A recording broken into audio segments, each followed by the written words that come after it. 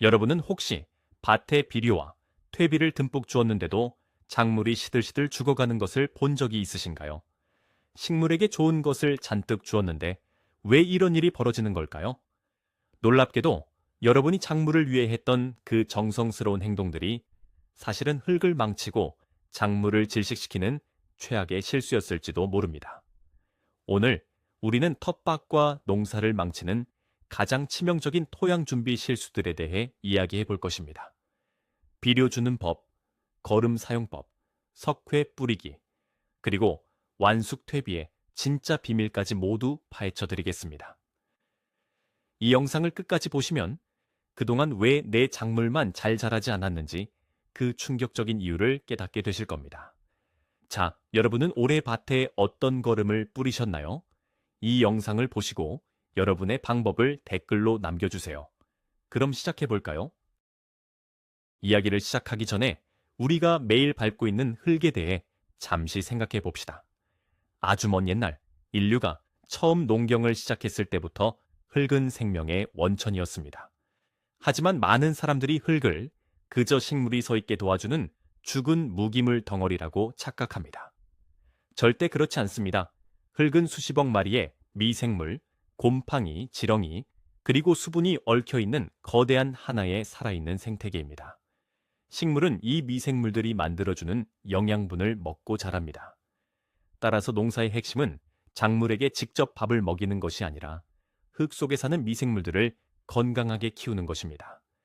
비료, 퇴비, 석회는 모두 이 흙의 상태를 조절하기 위한 도구들입니다. 하지만 이 도구들을 잘못 사용하면 흙이라는 생태계는 순식간에 파괴되고 맙니다. 지금부터 우리가 흔히 저지르는 12가지 끔찍한 실수들을 하나씩 짚어보겠습니다. 가장 먼저 짚고 넘어갈 실수는 바로 흙을 너무 깊게, 그리고 너무 자주 뒤집는 행동입니다. 많은 분들이 봄이 오면 트랙터나 삽으로 밭을 아주 깊숙이 파서 뒤엎어야 흙이 부드러워진다고 믿습니다. 이것은 가장 흔한 오해 중 하나입니다. 흙 속에는 층별로 서로 다른 미생물들이 살고 있습니다. 산소를 좋아하는 미생물은 위쪽에, 산소를 싫어하는 미생물은 깊은 곳에 살고 있죠. 그런데 흙을 마구 뒤섞어 버리면 이 생태계가 완전히 붕괴됩니다. 마치 여러분이 살고 있는 아파트를 통째로 뒤집어서 1층을 10층으로, 10층을 1층으로 만들어버리는 것과 같습니다. 이렇게 되면 토양 구조가 깨지고 빗물을 머금는 능력이 떨어지며 유익한 미생물들이 떼죽음을 당합니다. 가벼운 표면 긁기나 얕은 경우는 잡초 제거에 도움이 되지만 매년 깊은 땅속까지 갈아엎는 것은 오히려 흙의 건강을 해치는 지름길이라는 것을 명심하셔야 합니다. 두 번째 실수는 비가 온 직후 흙이 젖어 있을 때 밭을 일구는 것입니다. 주말 농장을 하시는 분들이 시간이 없다는 이유로 젖은 땅에 들어가 작업을 하는 경우가 많습니다. 이것은 정말 끔찍한 결과를 초래합니다. 젖은 흙을 밟거나 삽질을 하면 흙 속에 미세한 공기 구멍들이 꽉 눌리면서 막혀버립니다. 이것을 토양 다짐 현상이라고 부릅니다. 아주 쉽게 예를 들어 볼까요? 물에 흠뻑 젖은 스펀지를 손으로 꽉 쥐었다가 놓아보세요. 스펀지가 쪼그라든 채로 굳어버리죠. 젖은 밭을 밟는 것도 똑같습니다. 흙이 굳어버리면 작물의 뿌리가 숨을 쉴 수 없고 물이 빠지지 않아 뿌리가 썩게 됩니다. 씨앗을 심어도 싹이 단단한 흙을 뚫고 올라오지 못합니다. 밭을 일굴 때는 반드시 흙을 한 줌 쥐었을 때 부슬부슬하게 부서질 정도로 적당히 말라 있을 때 해야 합니다. 조급한 마음이 한 해 농사를 망칠 수 있습니다. 세 번째는 정말 많은 분들이 저지르는 실수입니다. 바로 비료를 많이 주면 줄수록 작물이 더 크고 튼튼하게 자랄 것이라는 착각입니다. 비료는 식물의 밥이 맞습니다. 하지만 여러분, 밥이 몸에 좋다고 해서 하루에 10끼를 먹으면 어떻게 될까요? 배탈이 나고 응급실에 실려갈 것입니다. 식물도 마찬가지입니다. 화학 비료를 너무 많이 주면 흙 속의 염분 농도가 급격히 높아집니다. 이렇게 되면 삼투압 현상이 역전되어 오히려 흙이 식물 뿌리에 있는 수분을 빼앗아 버립니다. 소금물에 배추를 절이면 배추에서 물이 빠져나와 쪼그라드는 것과 완벽하게 똑같은 원리입니다. 이를 비료 피해, 즉 비효라고 부릅니다. 잎이 끝부터 까맣게 타들어가거나 식물이 말라 죽는다면 10중 8구 비료를 너무 많이 준 탓입니다. 비료 포장지 뒤에 적힌 정량을 지키는 것은 선택이 아니라 필수입니다. 과유불급이라는 말을 텃밭에서 꼭 기억하시기 바랍니다. 네 번째 실수는 작물의 성장 단계를 무시하고 아무 비료나 막 주는 것입니다. 비료의 3대 요소는 질소, 인산, 칼륨입니다. 질소는 잎과 줄기를 키우고, 인산은 꽃과 열매를 맺게 하며, 칼륨은 뿌리와 줄기를 튼튼하게 합니다. 그런데 열매를 맺어야 할 토마토나 고추에 질소 비료만 잔뜩 주면 어떻게 될까요? 잎과 줄기만 무성하게 자라고 꽃이 피지 않으며 열매가 열리지 않습니다.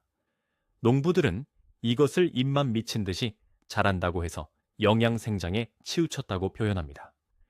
마치 근육질 몸매를 만들어야 하는 보디빌더에게 단백질은 안 주고 설탕물만 먹이는 것과 같습니다. 작물을 심기 전에는 균형 잡힌 밑거름을 주고 열매가 열리기 시작하는 시기에는 질소를 줄이고 인산과 칼륨이 풍부한 웃거름을 주어야 합니다. 작물이 지금 어떤 영양소를 필요로 하는지 관찰하고 그에 맞는 식단을 제공해야만 풍성한 수확을 기대할 수 있습니다. 다섯 번째 실수는 가축의 똥오줌, 즉 생분뇨나 완전히 썩지 않은 가축분 퇴비를 밭에 그대로 뿌리는 행동입니다. 시골에서 소똥이나 돼지똥을 구했다고 좋아하며 밭에 바로 뿌리는 분들이 있습니다. 이것은 식물에게 독극물을 뿌리는 것과 같습니다. 발효되지 않은 생분뇨가 흙 속에서 썩기 시작하면 엄청난 열이 발생하고 치명적인 암모니아 가스가 뿜어져 나옵니다. 이 가스는 갓 자라난 연약한 뿌리를 순식간에 녹여버립니다. 찜질방 불가마 속에 어린 식물을 집어넣는 것과 다름없습니다. 게다가 생분뇨 안에는 수많은 잡초 씨앗과 병원균, 기생충 알이 그대로 살아있습니다. 이것을 밭에 뿌리면 그 해 밭은 잡초와 병해충의 천국이 되고 맙니다. 거름을 사용할 때는 반드시 6개월 이상 충분히 발효되어 냄새가 나지 않는 완숙 퇴비만을 사용해야 합니다. 냄새가 독한 거름은 절대로 밭에 들어가서는 안 됩니다. 여섯 번째 잦은 실수는 퇴비를 밭 표면에 흙을 뿌려놓고 흙과 섞어주지 않는 것입니다. 퇴비는 뿌리기만 하면 알아서 거름이 될 것이라고 생각하시나요? 천만의 말씀입니다. 퇴비나 비료를 흙 위에 그냥 흩뿌려두고 방치하면 햇빛과 바람에 의해 가장 중요한 영양분인 질소가 공기 중으로 전부 날아가 버립니다. 뜨거운 커피를 한겨울 밖에 내놓으면 김이 모락모락 나면서 식어버리는 것처럼 여러분이 돈을 주고 산 영양분이 허공으로 사라지는 것입니다. 또한 표면에만 거름이 있으면 작물의 뿌리가 땅속 깊이 들어가지 않고 표면으로만 뻗게 되어 가뭄에 아주 취약해집니다. 퇴비를 주었을 때는 반드시 삽이나 관리기를 이용해 흙과 고르게 섞어주어야 합니다. 영양분을 흙이라는 금꽃 속에 안전하게 보관해야 미생물들이 그것을 분해해서 식물에게 먹일 수 있다는 사실을 잊지 마세요. 일곱 번째는 정말 많은 돈을 날리게 만드는 치명적인 실수입니다. 바로 석회와 비료 혹은 석회와 퇴비를 가득 날 동시에 뿌리는 것입니다. 밭을 만들 시간이 부족하다는 이유로 이 세 가지를 한꺼번에 섞어서 뿌리는 분들이 정말 많습니다. 석회는 알칼리성 물질이고 퇴비와 질소 비료에는 암모늄태 질소가 들어 있습니다. 이 두 가지가 만나면 끔찍한 화학 반응이 일어납니다. 퇴비 속에 있던 아까운 질소 영양분이 암모니아 가스로 변해서 며칠 만에 공기 중으로 전부 증발해 버립니다. 비싼 돈을 주고 산 거름을 하늘로 날려버리는 가장 어리석은 방법입니다. 베이킹소다에 식초를 부으면 거품이 부글부글 끓어오르며 날아가는 것과 똑같은 이치입니다. 밭을 만들 때는 반드시 석회를 먼저 뿌리고 흙과 섞은 뒤 최소 15일에서 20일이 지난 후에 퇴비와 비료를 주어야 합니다. 이 순서와 시간을 어기면 농사를 망치게 됩니다. 여덟 번째 실수는 내 밭의 토양 산성도, 즉 pH를 검사하지도 않고 무작정 매년 석회를 뿌리는 행동입니다. 우리나라 토양은 비가 많이 와서 산성으로 변하기 쉽기 때문에 석회를 뿌려 중화시키는 것이 맞습니다. 하지만 석회가 좋다고 매년 비타민 먹이듯 듬뿍 뿌려대면 흙이 알칼리성으로 변해버립니다. 흙이 너무 알칼리성이 되면 철, 망간, 아연 같은 필수, 미량 원소들이 흙 속에 단단히 묶여버려서 식물이 뿌리로 흡수할 수 없게 됩니다. 식물은 철분이 부족해서 잎이 누렇게 변하는 황화 현상에 시달리게 되죠. 병원에 가서 진찰도 받지 않고 독한 약을 매일 먹는 것과 같습니다. 석회는 보통 3년에서 4년에 한 번씩만 뿌리는 것이 정상입니다. 가장 좋은 방법은 농업기술센터에 흙을 가져가서 무료 토양 검정을 받는 것입니다. 내 흙의 상태를 정확히 알고 부족한 것만 채워주는 것이 진정한 농수입니다. 9번째로 알아야 할 것은 모든 퇴비가 다 똑같은 퇴비가 아니라는 사실입니다. 미숙 퇴비를 사용하는 것의 위험성을 앞서 말씀드렸지만 시중에서 파는 포대 퇴비 중에도 완전히 썩지 않은 것들이 덜어 있습니다. 완전히 발효된 완숙 퇴비는 고소한 흙 냄새나 숲속의 낙엽 냄새가 납니다. 반면 시큼하거나 똥 냄새가 나고 만졌을 때 뜨끈뜨끈하게 열이 난다면 그것은 아직 썩고 있는 중이라는 뜻입니다. 이런 퇴비가 밭에 들어가면 퇴비 속에 미생물들이 마저 발효를 진행하기 위해 흙 속에 있는 질소를 닥치는 대로 빼앗아 먹습니다. 이것을 질소 기화 현상이라고 합니다. 식물이 먹어야 할 밥을 미생물들이 다 뺏어 먹어 식물이 굶어 죽는 어처구니 없는 상황이 발생하는 것이죠. 덜 익은 고기를 먹으면 탈이 나듯이 덜 익은 퇴비는 작물에게 독이 됩니다. 퇴비를 사시면 포대를 열어보고 냄새를 꼭 확인하는 습관을 가져야 합니다. 10번째 비밀은 바로 퇴비를 만들 때 탄소와 질소의 비율을 무시하는 것입니다. 직접 퇴비를 만들어 쓰시는 훌륭한 분들이 많습니다. 그런데 음식물 쓰레기나 파란 풀만 잔뜩 모아서 썩히면 퇴비가 될까요? 아닙니다.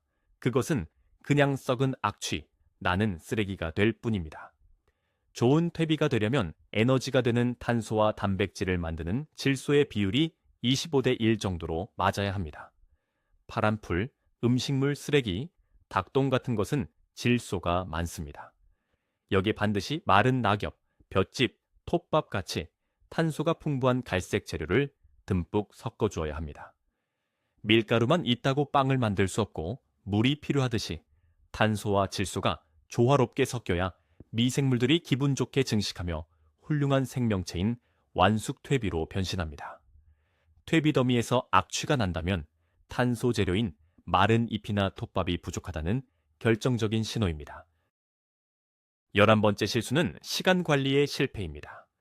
모종을 심기 바로 전날에 부랴부랴 밭을 갈고 비료와 퇴비를 한꺼번에 주는 행동입니다. 식물은 매우 예민한 생명체입니다. 퇴비와 비료가 흙에 들어가면 미생물에 의해 분해되면서 다양한 가스와 화학 물질을 뿜어내는 기간이 필요합니다. 우리는 이것을 가스 피해 기간이라고 부릅니다. 이 불안정한 상태의 흙에 어린 모종을 바로 심는 것은 페인트 칠을 막 끝내서 독한 냄새가 진동하는 새집에 갓난아기를 입주시키는 것과 똑같습니다. 모종의 뿌리가 가스에 질식해서 타버리고 활착하지 못한 채 비실비실 앓다가 죽게 됩니다. 건강한 밭을 만들려면 최소한 모종을 심기 20일 전에 석회를 뿌리고 15일 전에 퇴비와 밑거름을 섞어두어 가스가 다 날아가고 흙이 안정화될 시간을 주어야 합니다. 기다림의 미학이야말로 농사에서 가장 중요한 기술입니다. 마지막 12번째는 농업계를 둘러싼 커다란 오해를 풀어드리는 것입니다. 바로 화학비료는 무조건 나쁘고 유기질 비료나 퇴비만 써야 농사가 잘 된다는 맹신입니다. 식물의 뿌리는 매우 단순합니다. 퇴비에서 나온 질소인지 화학비료에서 나온 질소인지 식물은 구별하지 못합니다. 식물은 오직 이온 상태로 분해된 무기물만 흡수할 수 있습니다. 퇴비는 미생물이 분해해야 하는 시간이 오래 걸려 천천히 효과가 나타나고 흙을 폭신하게 만들어줍니다. 반면 화학비료는 즉각적으로 녹아들어 작물이 빠르게 영양분을 흡수하게 해줍니다. 진정한 문제는 화학비료 그 자체가 아니라 그것을 과다하게 사용하는 인간의 욕심입니다. 퇴비로 흙의 체력을 든든하게 다져놓고 작물이 급격히 성장할 때 화학 비료로 적절한 비타민을 보충해주는 균형 잡힌 접근이 가장 훌륭한 방법입니다. 편견을 버려야 내 텃밭이 풍성해집니다. 자, 오늘 우리는 텃밭과 농사를 망칠 수 있는 치명적인 실수 12가지에 대해 아주 깊이 있게 알아보았습니다. 흙을 함부로 깊게 파헤치는 것부터 젖은 땅을 밟는 다짐 현상, 비료의 과다 사용, 생분뇨의 위험성, 그리고 석회와 비료를 섞어 쓰는 끔찍한 화학 반응까지. 이 모든 것들이 사실은 우리가 작물을 잘 키워보겠다는 조급한 마음에서 비롯된 실수들이었습니다. 가장 중요한 깨달음은 바로 이것입니다. 흙 만들기는 식탁에 바로 올리는 패스트푸드가 아니라 정성과 시간을 들여 푹 끓여내는 슬로우 푸드와 같습니다. 씨앗을 심기 전 20일의 기다림, 완숙 퇴비를 고르는 세심함, 토양 검정을 통해 흙의 소리를 듣는 겸손함이 여러분의 수확량을 100%, 아니 200% 바꿔놓을 것입니다. 오늘 영상이 여러분의 한 해 농사에 큰 전환점이 되기를 진심으로 바랍니다. 이 정보가 유익하셨다면 지금 바로 구독 버튼과 좋아요를 꾹 눌러주시고 주변의 농산 이웃들에게도 이 영상을 공유해 주세요. 여러분은 올해 밭을 만들 때 어떤 비료나 거름을 주로 사용하실 계획이신가요? 여러분만의 꿀팁이나 궁금한 점을 댓글로 남겨주시면 함께 토론하고 더 좋은 방법을 찾아가겠습니다. 끝까지 시청해 주셔서 대단히 감사합니다.